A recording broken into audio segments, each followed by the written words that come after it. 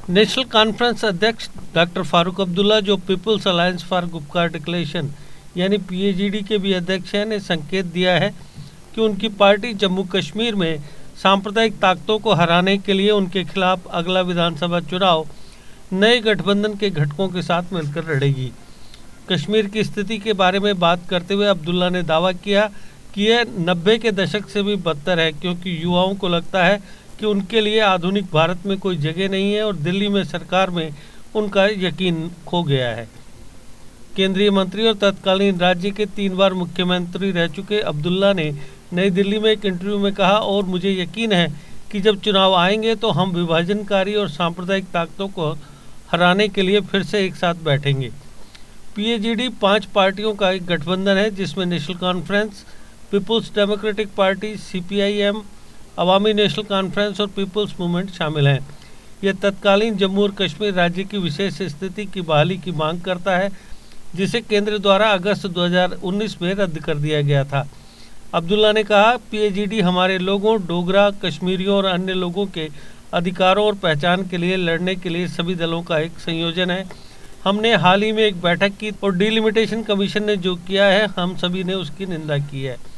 आपको बता दें कि डिलिमिटेशन कमीशन ने अपने ड्राफ्ट प्रपोजल्स में जम्मू के लिए 6 सीटों और कश्मीर में 1 के अलावा शेड्यूल ट्राइब के लिए 9 सीटें और शेड्यूल कास्ट के लिए 7 सीटें रिजर्व रखने की सिफारिश की है।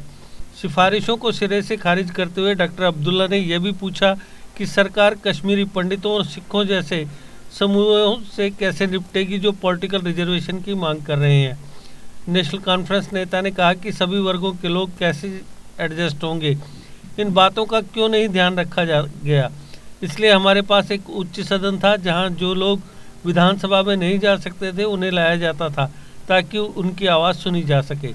अब्दुल्ला ने कहा कि मुझे लगता है कि त्रासदी यह है कि हर मुसलमान, चाहे वह कश्मीर का हो या शेष भारत का, उसे लगातार यह साबित करना पड़ता है कि वह एक राष्ट्रवादी है, कि वह एक भारतीय है। क्यों यह दूसरों के लिए क्यों नहीं किया जा सकता?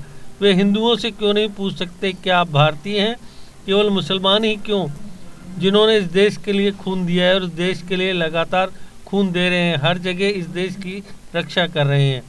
अब्दुल्ला ने कहा कि समस्या यह है कि लोगों का विश्वास उठ गया है। युवा महसूस करते हैं कि आधुनिक भारत में उनका कोई स्थान नहीं, जो कि अधिकतम रूप से सांप्रदायिक हो गया है। वे पाते हैं कि उनके पास कोई नौकरी नहीं है, हमारे पास कोई उद्योग नहीं है। 50,000 नौकरियों का वादा है, उसका क्या हुआ? उन्होंने पूछा। जम्मू कश्मीर बैंक में उन्हें हरियाणा और पंजाब के लोग मिले, जम्मू कश्मीर के हमारे लोगों का क्या होगा, वे कहाँ जाएंगे? अब्दुल्ला ने कहा, उच्च शिक्षित आबादी वे इसे देखते हैं, वे छोटे छोटे आधारों पर की गई गिरफ्तारियों को देखते हैं, उन्हें ऐसे कठोर कानूनों के तहत रखा जाता है लेकिन कोई सुनने वाला नहीं, और महंगाई के साथ साथ भ्रष्टाचार आसमान छू रहा है। आगे के रास्ते में फारूक ने कहा, हम इससे तभी बाहर आ सकते हैं जब मौजूदा सरकार यह महसूस करे कि भारत एक धर्मनिरपेक्ष राष्ट्र है, संविधान की प्रस्तावना का पालन करता है जो कहता है कि हर कोई समान है और समुदायों के इस विभाजन को रोकना है भारत के लिए सबसे अधिक महत्वपूर्ण। और यदि आप आगे बढ़ना चाहते हैं और बाकी दुनिया से ऊपर चमकना चाहते हैं तो हमें समुदायों को विभाजित करने के बजाय एकजुट करना होगा। पूर्व मुख्यमंत्री ने जम्मू कश्मीर प्रशासन के दरबार मूव सिस्टम को स्थगित रखने के फैसले की भी आलोचना की। भाजपा के मजबूत आधार माने जाने वाले जम्मू डिवीज़न के अपने हालिया दौरे पर उन्होंने कहा कि यह विचार है कि सब कुछ भाजपा है, एकदम गलत है, यह सिर्फ एक मीडिया प्रचार है। जैसा कि मैंने पहले कहा, लोग उन कष्टों को देखते हैं जिनसे वे गुजर रहे हैं और जो वादे उन्होंने किए हैं। उन्होंने महसूस किया कि यह भगवान राम नहीं है जो खतरे में है, और इसलिए मुसलमान को भी एहसास हुआ कि अल्लाह भी खतरे में नहीं है। उन्होंने कहा, वास्तव में यह वे लोग हैं जो खतरे में हैं, वे पीड़ित हैं और वे कुछ जगहों पर आमने सामने रह रहे हैं। जम्मू कश्मीर में एक लोकप्रिय सरकार बहाल करने के लिए जल्द विधानसभा चुनाव की अपनी मांग दोहराते हुए अब्दुल्ला ने कहा कि लोकतांत्रिक व्यवस्था में लोग जाकर विधायक से सवाल कर सकते हैं, क्योंकि विधायक हमेशा उनके पास उपलब्ध रहता है। वह जानता है कि अगर वह जनता से नहीं मिलेगा तो 5 साल में वह गायब हो जाएगा। अगर आप भी अपने भविष्य को लेकर चिंतित हैं और बहुत सी सरकारी नौकरियों पर दांव खेल चुके हैं, लेकिन अभी तक सफलता आपके हाथ नहीं लगी है, तो कैरियर अड्डा जम्मू कोचिंग इंस्टीट्यूट है आपके लिए बेस्ट ऑप्शन। कैरियर अड्डा जम्मू में हर कॉम्पिटिटिव एग्जाम में सफलता हासिल करने के लिए बेहतरीन तरीके से तैयार किया जाता है। कैरियर अड्डा जम्मू में फ्री कोचिंग का प्रावधान है, तो फिर देर किस बात की।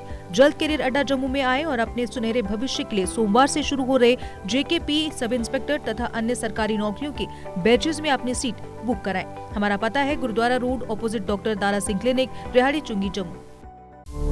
जीके अपडेट रहे हमारे साथ। अगर आप ये वीडियो YouTube पर देख रहे हैं तो हमारे YouTube चैनल को सब्सक्राइब करें और बेल आइकन को क्लिक करें।